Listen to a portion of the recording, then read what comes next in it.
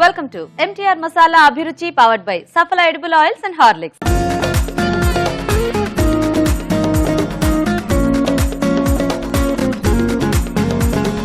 మన first segment వంటలు పిండి వంటలు.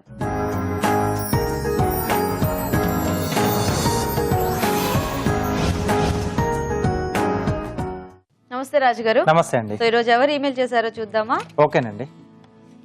ఓకే, సో రైస్ ఐటమ్ అడుగుతున్నారు రాజు గారు. ఓకే. చెన్న పులిహోర తయారీ విధానం చూపించమని మెయిల్ చేశారు. ఓకే, చెన్న మనం అంటే అది వరకు కాబూలి చెన్నతో చూపించామండి. సో అలా కాకుండా ఇప్పుడు మనకు సీజనల్ గా పచ్చి శనగలు కూడా దొరుకుతూ ఉంటాయి. సో వాటితో కూడా టేస్ట్ కొంచెం డిఫరెంట్ గా వస్తుంది. సో చెన్న ఒకటే కాకుండా కొంచెం వెజిటేబుల్స్ కూడా యాడ్ చేద్దాం. ఓ, చెన్న వెజ్ పులిహోర చాలా బాగుంటుంది. ఓకే రాజు గారు. ఓకే అండి, మరి చెన్న వెజ్ పులిహోర తయారీకి కావాల్సిన పదార్థాలు ఏంటో ఒకసారి చూద్దాం. చెన్న వెజ్ పులిహోర తయారు చేయడానికి కావాల్సిన పదార్థాలు: ఉడికించిన పచ్చి శనగలు అరకప్పు, బియ్యం 1 కప్పు, క్యారెట్ ముక్కలు 1/2 కప్పు, తరిగిన బీన్స్ 1/2 కప్పు, క్యాప్సికం ముక్కలు 1/2 కప్పు, పోపు దినుసులు 1 టీ స్పూన్, తరిగిన పచ్చిమిరపకాయలు 2, పసుపు చిటికెడు, ఇంగువ చిటికెడు, ఉప్పు తగినంత, కరివేపాకు 2 రెమ్మలు, ఎండుమిరపకాయలు 2, నూనె 2 టేబుల్ స్పూన్లు, నిమ్మరసం 1 టీ స్పూన్. కావాల్సిన పదార్థాలన్నీ చూసారు కదా, స్టార్ట్ చేద్దామా రాజు గారు? ఓకేనండి. సో ముందుగా పులిహోర పోపు ముఖ్యం. సో అలాగే ఇక్కడ మనం రైస్ ముందుగా ఉడికించి పెట్టేసుకోవాలి. సో అలాగే ఇక్కడ శనగలు మనకు కొంచెం ఉడకడానికి ఎక్కువ టైం తీసుకుంటుంది కాబట్టి పచ్చి శనగలైనా కొంచెం ఉడికించి పెట్టేసుకున్నాం. సో వెజిటేబుల్స్ ఏంటంటే చిన్న చిన్న కట్ చేసుకున్నాం రైస్ ఐటమ్ కాబట్టి. సో ఇవి మనం పచ్చిగా వేసుకున్నా వేగిపోతాయి.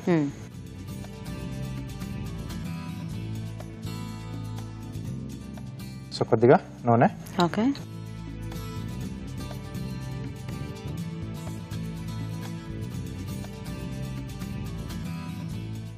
సో ఎండుమిరపకాయలండి.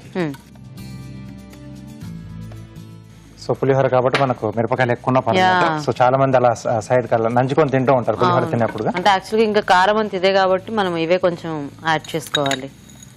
పోపు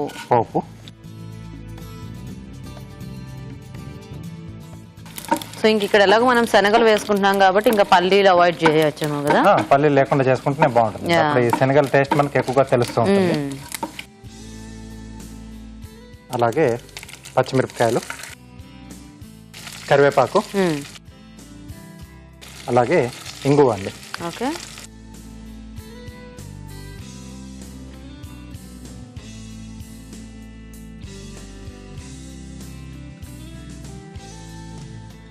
సో ఇది కొద్దిగా వేగిన తర్వాత సో మనం పచ్చి వెజిటేబుల్స్ తీసుకున్నాం కదా. సో వెజిటేబుల్స్ అండి. ఓకే. క్యారెట్, బీన్స్, ఓకే, అలాగే క్యాప్సికమ్.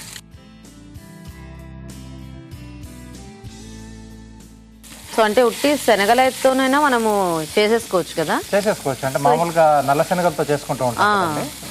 వీటితో కూడా మనం ఓన్లీ శనగల కాంబినేషన్ లో చేసుకోవచ్చు. సో ఇక్కడ ఏంటంటే కొంచెం అడిషనల్ టేస్ట్ యాడ్ చేశారు మీరు, వెజిటేబుల్స్ యాడ్ చేసి. కొంచెం కలర్ఫుల్ గా వెజిటేబుల్ కూడా యాడ్ చేశాను. సో మనకు అందుబాటులో ఉంటే ఇవి, లేదంటే ఓన్లీ ప్లెయిన్ శనగలతోనైనా మనం దీన్ని చేసేసుకోవచ్చు. ఎందుకంటే మనకి ఈ పచ్చి శనగలు అనేవి సీజనల్ గానే దొరుకుతాయి కాబట్టి దొరికినప్పుడు చక్కగా ఇట్లా పులిహోరలో లేకపోతే ఎనీ రైస్ ఐటమ్స్ అవి యూస్ చేసి చేసేసుకోవచ్చు మనం. ఓకే. కొద్దిగా ఉప్పు వేసాను అంటే వెజిటేబుల్స్ కూడా కొంచెం తొందరగా మనం మగ్గడానికి. సో కొంచెం మూత పెట్టేస్తానండి. సో వెజిటేబుల్స్ మగ్గితే మనకు మిగతా శనగలు ఉడికించినవి, రైస్ కూడా ఉడికించింది కలిపేసుకోవటమే. సో ఆల్మోస్ట్ మనకి వెజిటేబుల్స్ కూడా వేగిపోయి ఉంటాయి. వేగిపోయాయి. అండ్ ఇందులో మనం తీసుకున్నా కూడా క్యారెట్, క్యాప్సికం ఇలాంటివి కాబట్టి మనకి కొంచెం హాఫ్ బాయిల్డ్ అయినా కూడా మనకి బాగానే ఉంటాయి. సో ఇప్పుడు ఉడికించి పెట్టుకున్న పచ్చి శనగలు. సో ఇందులో ఏమన్నా సాల్ట్ అలా వేసారా రాజు గారు? కొంచెం వేసుకుంటే లైట్ గా. సో శనగలకు కూడా కొంచెం ఫ్లేవర్ వచ్చేస్తుంది. పసుపు, ఓకే,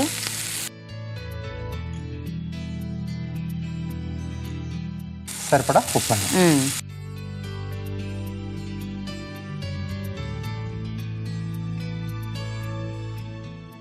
సో జనరల్ గా మనకి బయట కూడా ఈ శనగలు కాల్చినవి దొరుకుతుంటాయి కదా రాజు గారు. అవునండి. అవి తెచ్చి కూడా డైరెక్ట్ ఇందులో వాడేసుకోవచ్చేమో కదా మనం.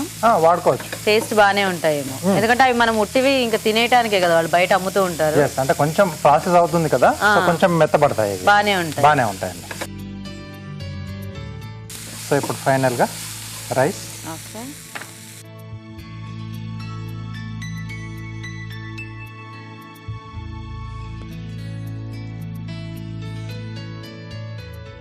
సో పులిహోర అనేసరికి మనకి జనరల్గా పోపు వల్ల మనకి సేమ్ టేస్ట్ వస్తుంది. ఆ పోపు, నిమ్మకాయ, చింతపండు, వాట్ ఎవర్ మనం వాడేది.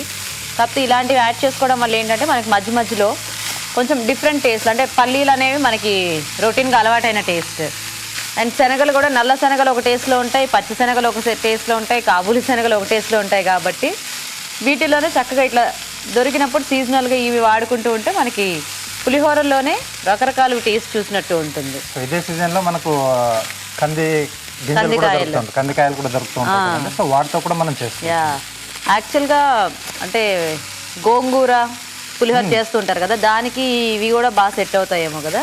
బాగుంటాయి. పులుపు అంటే నిమ్మకాయతో చేసుకున్నా, గోంగూరతో చేసుకున్నా, చింతపండుతో చేసుకున్నా, సో అన్నిట్లో కూడా మనం అంటే ఇవన్నీ యాడ్ చేసుకోవాలి.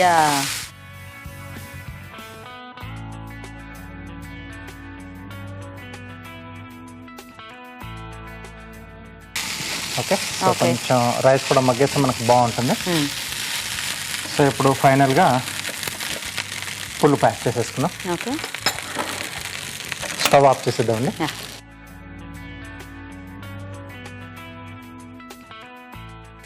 నైఫ్ ఇస్తారా?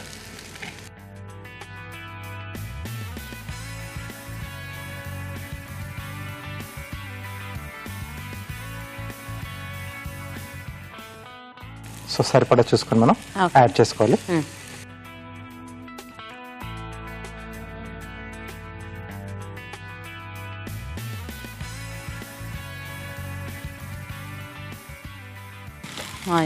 మంచి కలర్ఫుల్ గా ఉంది. ఎస్, వెజిటబుల్స్ వేయడం వల్ల కొంచెం కలర్ఫుల్ వచ్చేసి. అంటే మెయిన్ క్యారెట్, యాక్చువల్ గా ఈ క్యాప్సికమ్ ఇది కలిసిపోయింది శనగల్లో. క్యారెట్ ముక్కలు మాత్రం బాగా కనిపిస్తున్నాయి. జనరల్ గా పల్లీలు ఉంటే ఎప్పుడు ఎక్కువ పల్లీలు డామినేటింగ్ గా కనిపిస్తూ ఉంటాయి. సో ఇక్కడ శనగలు. సో ఎక్కడైనా మనం ట్రావెల్ చేసేప్పుడు కూడా ఇది క్యారీకి బాగానే ఉంటుంది.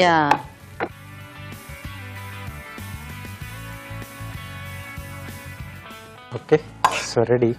నైస్.